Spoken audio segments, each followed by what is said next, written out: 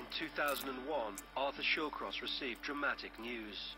Whilst on leave from the army in the early 1960s, he had a brief romance with a woman in Hawaii.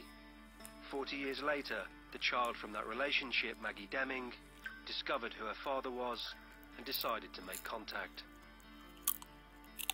My husband at first was like, don't go there. Do you realize that he killed children? And I said, well, I can't just shut the door on this. This is a part of my life that I just can't close the door. What did you feel when you met him for the first time when you went to prison? Apprehensive, nervous. I didn't know what to think, what to say. Hi, Dad. He was very genteel. He was very soft-spoken. Very grandfatherly to my daughter. He joked around a lot. What about your daughter, Maggie? She's cool. I seen her just before you showed up. Does your daughter Maggie know what you did? Does she know the details of what you did? She has the information of everything. I told her things that you want to know, but you're not going to get. Like what? You know what you're talking about. Things that happen in that other place. Watertown. Right. The children that he had killed, their ages are about the same age as my children are now. What he did to them, like I said, was a pretty graphic thing. And that's going to be between him and his maker. That's going to be between him and his maker. Maggie has 7 children of her own, and she's been keen to make sure that they too have a relationship with their imprisoned grandfather. My older children know what he'd done. My younger children don't. And my father kind of said to me, it's best that the younger ones don't know. But sooner or later they're going to find out. They don't really advertise the fact that their grandfather is a serial killer.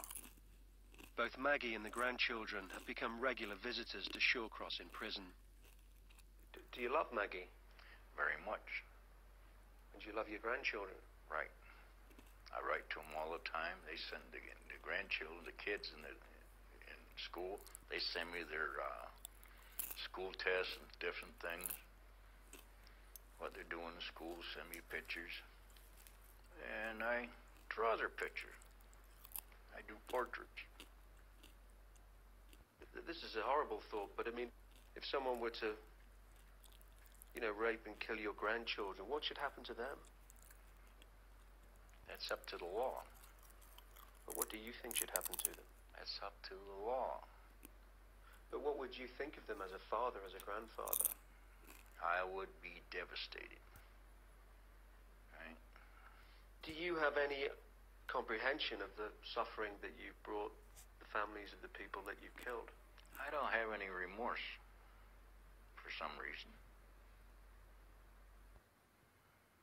But I find it strange that you clearly feel affection for your daughter and your grandchildren. I know. That's strange. But you can't feel any empathy for all those people the families of all the people that you killed. Yeah. It's not there. Like I said, I'm one side and the other side. I know something inside me is weird.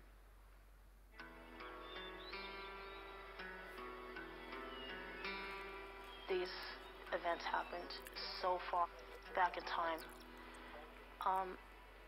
These things you really can't forget. These sort of things you can't really forgive on the part of those parents. Having to live through that. I don't regret the fact that he's my father. I can't change it.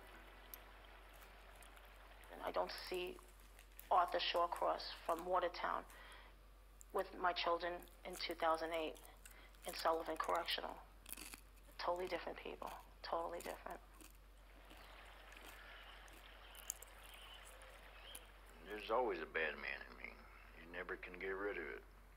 He's behind a door somewhere. I'm trying to keep him there. I don't want to hurt nobody else. Really? Really.